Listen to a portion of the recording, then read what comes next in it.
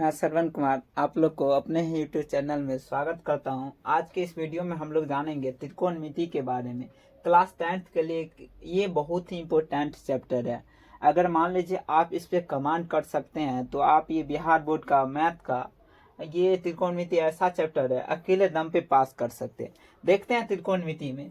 देखिएगा, सबसे पहले क्लास 10th का ये लेसन कितना 8 है, लेसन 8 है, त्रिकोणमिति का परिचय। इसमें हम क्या पिछले कुछ वर्षों से आंकड़ा निकाले हैं, जिसमें से ऑब्जेक्टिव प्रथम पाली में 18 क्वेश्चन आ चुका है त्रिकोणमिति से केवल, फिर दूसरी पाली में 24। हम मान के चलते एवरेज कितना 20 और 2 मार्क्स मतलब 2 नंबर वाला 3 या 4 से पूछता है। मान के चलते हैं हम 3 लगभग में 3, तो 3 दूना कितना हुआ 6 नंबर। 2 नंबर वाला कितना हुआ यानी कितना 3 गो, तो 3 दूना 6। फिर देखिएगा ध्यान से 5 नंबर में एक क्वेश्चन रहता ही रहता है त्रिकोणमिति से, नहीं तो इसका अगला जो त्रिकोणमिति का 9वां लेसन है अनुप्रयोग, उससे 1 नंबर 5 नंबर पूछ लेता है। तो देखिएगा ध्यान से, मान लीजिए एक क्वेश्चन रहता है तो 5 नंबर का, तो टोटल जोड़ेंगे तो 20 और 6 26 हुआ, 5 31। मतलब क्या बिहार बोर्ड का मैथ कितना होता है 100 नंबर का, और कितना भी पास होता है 30 नंबर का। अगर इस पे कमांड कर लिए तो आप तो बिहार बोर्ड का मैथ आराम से पास कर सकते हैं। लेकिन आपको अच्छी तरीका से पढ़ना, सब कुछ पे फोकस करना। देखिएगा ध्यान से, आज हम जानेंगे त्रिकोणमिति का परिचय मतलब इंट्रोडक्शन, क्या होता है त्रिकोणमिति। ध्यान से देखिएगा, ये आपको बता दिए कैसे यानी पूछा जाता है। लगभग में 30 से 40 नंबर के बीच इसमें से पूछा जाता है लगभग में, यानी त्रिकोणमिति में से 30 से 40 नंबर पूछा जाता है, समझ जाइए। इसीलिए इस लेसन को बढ़िया से पढ़िएगा एकदम अच्छी तरीका से। चलिए ध्यान से, त्रिकोणमिति। त्रिकोणमिति का मतलब क्या होता है? त्रि का मतलब सब लोग जानते हैं 3 होता। कोण का मतलब क्या होता? कोण। और मिति का मतलब क्या होता? माप। या हम यहाँ पे भुजा भी लिख सकते हैं या करके। देखिए ध्यान से, इसका शाब्दिक अर्थ क्या हो गया? 3 भुजाओं की माप या 3 कोणों की माप ही क्या है त्रिकोणमिति का, ये शाब्दिक अर्थ हुआ। देखिए ध्यान से, त्रि मतलब क्या हुआ 3, कोण मतलब कोण या भुजा, मिति मतलब मापना या माप। तो यानी इसका शाब्दिक अर्थ क्या हुआ? 3 भुजाओं का माप। सिंपल सा बात है। इंग्लिश में देखिएगा ध्यान से, ट्राइगोनोमेट्री। देखिएगा ध्यान से, ये ग्रीक भाषा है। क्या है? ग्रीक भाषा है। ट्राई का मतलब होता है 3, गोनो का मतलब होता है भुजा। देखिएगा ध्यान से, और मैट्री का अर्थ होता है मापना। देखिएगा ध्यान से, ट्राई का मतलब 3 होता, गोनो का मतलब भुजा होता, मैट्री का अर्थ क्या था? मापना। तो इसका भी शाब्दिक अर्थ क्या हो गया? 3 भुजाओं का मापना। तो त्रिकोणमिति हम क्या जाने, इसमें खासकर भुजा और कोण के बीच संबंध को बताया गया।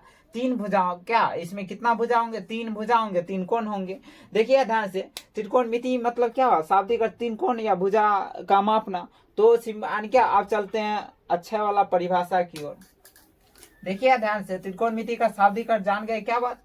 3 भुजाओं की माप। तो देखिए ध्यान से, लिखते हैं सबसे पहले किसका पार्ट है? गणित की वह शाखा, गणित की। देखिए ध्यान से, परिभाषा क्या लिखा है? गणित की वह शाखा। सबसे पहले यानी क्या, यह गणित का एक पार्ट है, एक शाखा। तो लिखे हैं क्या? गणित की वह शाखा जिसके अंतर्गत कोण तथा भुजा के बीच संबंध का अध्ययन करते हैं, वही क्या कहलाता है? बीच जो संबंध होता है उसका हम अध्ययन करते हैं, वो क्या कहलाता है? त्रिकोणमिति कहलाता है। समझ में आया होगा। चलिए देखते हैं त्रिकोणमिति का यूज क्यों पड़ा, कैसे हम करते होंगे त्रिकोणमिति का यूज। तो देखिएगा ध्यान से, इसका यूज अगर मान लीजिए हमको यहाँ यानी क्या पृथ्वी से चांद की दूरी निकालना है, तो किसके द्वारा? हम लोग तो पृथ्वी पे रहते हैं। मान लीजिए ये लड़का पृथ्वी पे है और यहाँ पे चांद है, तो यहाँ से ये दूरी कैसे मापेगा? देखिए ध्यान से, ये अपनी आंख है यहाँ से, और यहाँ से हाइट यानी क्या, ये धरती हो गया। देखिएगा ध्यान से, तो यहाँ से कैसे, और इसके देखिए ध्यान से आंख से, तो ये वाला जो कोण बनेगा ना, ये दूरी जो मापेगा, ये किसके सहायता से मापेंगे? त्रिकोणमिति की सहायता से मापेंगे। ये जो दूरी है हम त्रिकोणमिति की सहायता से मापते हैं। चाहे कुतुब मीनार की ऊंचाई हो, किसकी सहायता से मापेंगे? त्रिकोणमिति की सहायता से। हम तो चांद पे जा नहीं सकते, सेंटीमीटर तो लगा नहीं सकते क्योंकि बहुत दूर है, लगभग में कितना 9 लाख के अप्रोक्स है। देखिए ध्यान से, इतना दूर तो लगा नहीं सकते, तो त्रिकोणमिति की सहायता से हम लोग क्या करते हैं, इस दूरी को मापते हैं। समझ में आया होगा। चलिए स्टार्ट करते हैं त्रिकोणमिति। देखिएगा ध्यान से, त्रिकोणमिति में सबसे ज्यादा महत्वपूर्ण समकोण त्रिभुज का होता है, सबसे ज्यादा। देखिएगा ध्यान से, समकोण त्रिभुज, समकोण त्रिभुज मतलब जिस त्रिभुज का यानी क्या बोल सकते हैं, जिस त्रिभुज का क्या हो, एक कोण 90 हो, उसे क्या कहेंगे, समकोण त्रिभुज। देखिएगा ध्यान से, ये है, ये 90 डिग्री, ये क्या समकोण त्रिभुज। क्या ये समकोण त्रिभुज हो सकता है? ये नहीं हो सकता, क्योंकि इसका कोण 90 डिग्री नहीं है। देखिएगा ध्यान से, समकोण त्रिभुज, तो देखिएगा ध्यान से, ये समकोण त्रिभुज का एक कोण क्या होता है, 90 डिग्री का होता है, 90 डिग्री का होता है। देखिएगा ध्यान से, इसको ए मान लेते हैं, इसको बी मान लेते हैं, इसको सी मान लेते हैं। समझ में आया होगा। देखिएगा ध्यान से, उसके बाद आए थे पाइथागोरस प्रमेय जी, गोरस जी आए और कुछ इनके बाद क्या कुछ बोले त्रिकोणमिति में, बोले क्या, समकोण त्रिभुज का एक कोण क्या होता है, 90 डिग्री का होता है, और इसकी सबसे बड़ी भुजा को कर्ण कहते हैं। क्या कहते हैं, कर्ण। और थीटा के सामने वाले को लंब कहते हैं। क्या कहते हैं, लंब। और जो बच गया वो क्या कहलाएगा, आधार कहलाएगा। क्या बोले पाइथागोरस प्रमेय जी आए क्या, समकोण त्रिभुज में एक कोण 90 डिग्री होता है, और इसमें सबसे बड़ी भुजा क्या होती है, कर्ण होती है। क्या होती है, सबसे बड़ी भुजा कर्ण होती है, सबसे बड़ी भुजा कर्ण होती है। और थीटा के सामने वाली भुजा क्या होती है, लंब होती है। जो बच गई वो आधार होती है। यही बताए थे। तो यहाँ से फॉर्मूला निकाले, कर्ण स्क्वायर बराबर लंब स्क्वायर प्लस आधार स्क्वायर। देखिए ध्यान से, मतलब पाइथागोरस प्रमेय जी बोले कर्ण स्क्वायर मतलब ये जो बड़की भुजा है, कर्ण स्क्वायर बराबर ये दोनों भुजा के वर्ग के योग के बराबर होता है। क्या बोले, मतलब बोले कि ये जो कर्ण मेरा है, ये जो बड़की भुजा है, मेरा बड़ा भुजा है, ये दोनों भुजा के वर्ग के योग के बराबर है। समझ में आया। देखिए ध्यान से, यहाँ कर्ण स्क्वायर बराबर हो गया लंब स्क्वायर प्लस आधार स्क्वायर हो गया। कोई दिक्कत नहीं है। इसको लिखते हैं एच हाइपोटेन्यूस, इसको लिखते हैं परपेंडिकुलर, इसको लिखते हैं बेस। हम लोग शॉर्ट नाम यानी शॉर्ट नेम याद रखेंगे, क्योंकि क्वेश्चन बनाना ठीक रहेगा। देखिए इसको लिखेंगे एच का होल स्क्वायर, एच का होल स्क्वायर, और लंब को क्या लिखे हैं, पी का होल स्क्वायर, और प्लस आधार को क्या लिखे, बी का होल स्क्वायर। तो हमको निकालना है कर्ण यानी एच निकालना है केवल, तो क्या लिखेंगे, रूट। स्क्वायर उधर जाएगा तो क्या बन जाएगा, रूट। हम लोग जानते हैं अगर प्लस रहता है इधर तो माइनस, उसी प्रकार स्क्वायर जब जाता है उधर तो क्या बन जाता है, रूट। तो ये हो जाएगा यानी हो जाएगा root under P square plus B square. तो कर्ण बराबर क्या हो गया, रूट अंडर लंब स्क्वायर प्लस आधार स्क्वायर। समझ में आया होगा। चलिए आप निकालते हैं, इसको साफ कर देते हैं।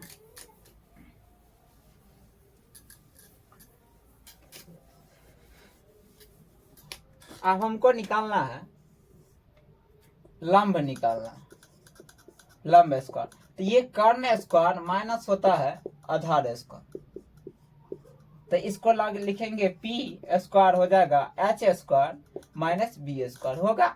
स्क्वायर इधर तो उधर जाएगा तो रूट बन जाएगा, रूट बन जाएगा तो हो जाएगा H square minus B square. उसके बाद देखिएगा हमको निकालना आधार, तीनों का मान निकाल लेते हैं। आधार का होल स्क्वायर तो हो जाएगा कर्ण स्क्वायर और माइनस लंब स्क्वायर, ये हो जाएगा। देखिएगा ध्यान से, आधार बराबर लिख सकते हैं रूट अंडर कर्ण स्क्वायर माइनस लंब स्क्वायर लिख सकते हैं। देखिएगा तो इसको लिखेंगे B root under H square minus P square, यही ना लिखेंगे।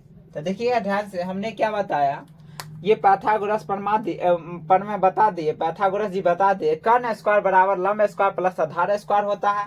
तो कर्ण बराबर निकाल लिए तो हमको लंब को भी निकालना पड़ेगा, आधार को भी। मान लीजिए क्वेश्चन में कर्ण दे दिया लंब नहीं दिया तो क्या करेंगे, तो इसको निकालना पड़ेगा। तो देखिएगा लंब स्क्वायर बराबर हो जाएगा कर्ण स्क्वायर माइनस आधार स्क्वायर, लंब बराबर क्या हो जाएगा, लंब स्क्वायर बराबर हो जाएगा कर्ण स्क्वायर माइनस आधार स्क्वायर, या लंब बोलेंगे तो क्या हो जाएगा रूट अंडर कर्ण स्क्वायर माइनस आधार स्क्वायर। फिर देखिएगा आधार स्क्वायर बराबर क्या होता है कर्ण स्क्वायर माइनस लंब स्क्वायर, आधार स्क्वायर बराबर क्या होता है कर्ण स्क्वायर माइनस लंब स्क्वायर। यहाँ तो कोई डाउट नहीं होना चाहिए। देखिए ध्यान से हम निकालेंगे आधार, तो यहाँ से स्क्वायर इधर बन जाएगा रूट, तो हो जाएगा कर्ण स्क्वायर माइनस लंब स्क्वायर। समझ में आया होगा। चलिए क्वेश्चन लेके देखते हैं इसमें। ये आप जब बनाइएगा 8.1 में तो क्वेश्चन इसी पे दिया गया फर्स्ट क्वेश्चन। तो पहले हम एग्जाम्पल से समझ लेते हैं। मान लीजिए कोई समकोण त्रिभुज है, एक समकोण त्रिभुज लिख देते हैं। त्रिभुज की कर्ण क्या होगी, क्या होगी, देखिएगा ध्यान से। जहां पे समझ में नहीं आया होगा पूछ लीजिएगा फिर से कमेंट के द्वारा। देखिएगा ध्यान से क्वेश्चन क्या है। एक समकोण त्रिभुज एबीसी है जिसमें आधार 5 सेंटीमीटर दे दिया और लंब कितना 10 सेंटीमीटर दे दिया। तो कह रहा उस त्रिभुज का ये जो कर्ण है ये बड़ी भुजा क्या होगी। तो हम लिखे समकोण त्रिभुज में मेरा आधार दे दिया कितना, देखिए ध्यान से, आधार 5 सेंटीमीटर और लंब कितना दे दिया 10 सेंटीमीटर। तो हमें क्या निकालना है, कर्ण निकालना है, कर्ण निकालना है। तो हम चलते हैं पाइथागोरस प्रमेय से, पाइथागोरस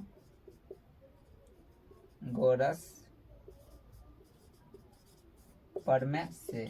देखिएगा पाइथागोरस प्रमेय क्या होते हैं, फिगर को साफ करते हैं। क्वेश्चन देखिएगा ध्यान से। पाइथागोरस प्रमेय होता है कर्ण स्क्वायर माइनस लंब स्क्वायर प्लस आधार स्क्वायर। तो ये जो स्क्वायर इधर जाएगा तो रूट बन जाएगा, यहाँ डायरेक्ट देखिएगा कर्ण स्क्वायर बराबर हो जाएगा रूट अंडर लंब स्क्वायर प्लस आधार स्क्वायर, ये दोनों स्क्वायर होगा। तो हमको यानी क्या रूट अंडर लंब कितना दे दिया 10 सेंटीमीटर का होल स्क्वायर और प्लस आधार कितना 5 सेंटीमीटर का होल स्क्वायर। ऐसे लिखेंगे तो 10 का स्क्वायर 100 सेंटीमीटर का होल स्क्वायर प्लस 5 का स्क्वायर कितना 25 सेंटीमीटर का होल स्क्वायर। देखिए ध्यान से ऐसे लिख सकते हैं। आप दोनों को जोड़ेंगे तो कितना हो जाएगा 125 सेंटीमीटर का होल स्क्वायर। यहाँ यही ना होगा 125। देखिए ध्यान से इसको आप तोड़ेंगे, इधर साफ करते हैं थोड़ा सा।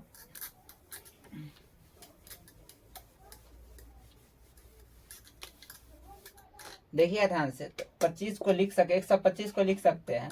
देखिए ध्यान से 5 गुने 5 गुने 5 गुने, अब सेंटीमीटर का स्क्वायर है तो सेंटीमीटर गुने सेंटीमीटर लिख सकते हैं। अब देखिए जोड़ा लग गया, उसको बाहर कर देंगे, जो जोड़ा नहीं लगा वो अंदर ही रह जाएगा। एक बाहर निकल गया फिर अंदर ही रह गया सेंटीमीटर। तो मेरा कितना आंसर आया 5√5 सेंटीमीटर आंसर आया कर्ण बराबर।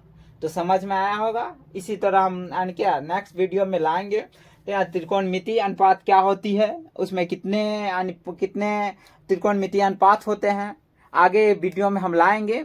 तो आप लोग अगर हमारे चैनल को सब्सक्राइब नहीं किए हैं तो चैनल को सब्सक्राइब कर ले, क्योंकि हम क्लास 10th के सभी एक्सरसाइज का जितना भी लेसन है सभी का सलूशन लेके हम आएंगे बहुत जल्दी। जिसका भी जरूरी होगा कमेंट करिएगा और जल्द एंड इस चैनल को शेयर भी करिए, सब्सक्राइब भी करिए। तो आज के लिए इतना ही, फिर मिलते हैं अगले दिन। धन्यवाद।